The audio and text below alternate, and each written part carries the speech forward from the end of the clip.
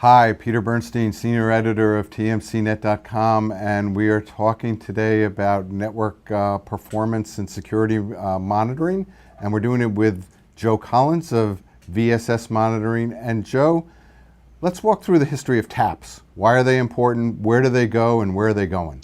Well, a TAP basically it's an acronym that stands for Test Access Port, and what they are small devices that capture traffic in a network infrastructure and pass on that traffic to something else.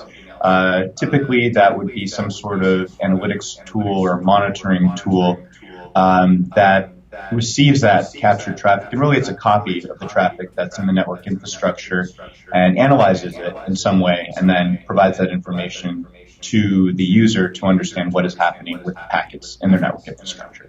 So the original TAPs were really kind of dumb, right? They just routed certain traffic for analytical purposes. Exactly right. They wouldn't do anything to the packets themselves. They would just listen, grab absolutely everything that was on that link, and then pass it on to the analytics tool.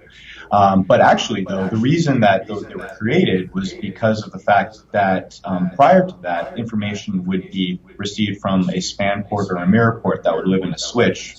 And the problem there is you'd receive a random selection of packets. So if the user really wanted to see absolutely everything that was flowing in a network in a certain location, they weren't able to do that. So these TAPs were created to allow full 100% visibility. So let's talk about how they got smart and how a network packet broker makes them smarter. Okay.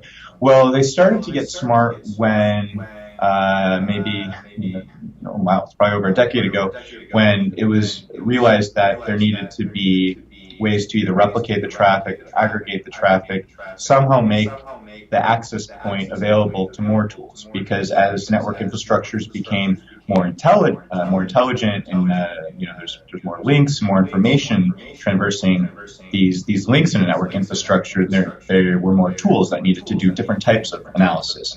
And the problem is that if you have a one-to-one relationship, then that means that you've used up all your access points to deliver the information to the analytics tool. So replication is one example of some things that these TAPs did that was a little more intelligent. Still, people still use the word dumb when referring to them, but what that would mean is that captured traffic would then be replicated multiple times, so different types of analytics tools could have access to that. Real quickly, let's talk about where they're going. And the network packet broker role. Well, currently in the network packet world, they're being used in conjunction with network packet brokers. And what I mean by this is the TAPs themselves will listen to the traffic in the infrastructure and then forward it on to a network packet broker. Network packet brokers themselves can be used in line to tap the traffic and then do intelligent things with that information.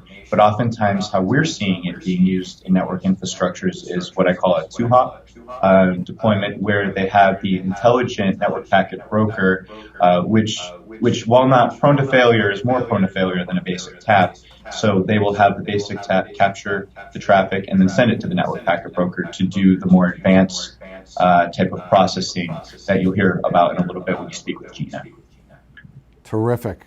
Thanks a lot, Joe, and we look forward to hearing more about the evolution of network packet brokers and how they can help protect the enterprise and increase performance.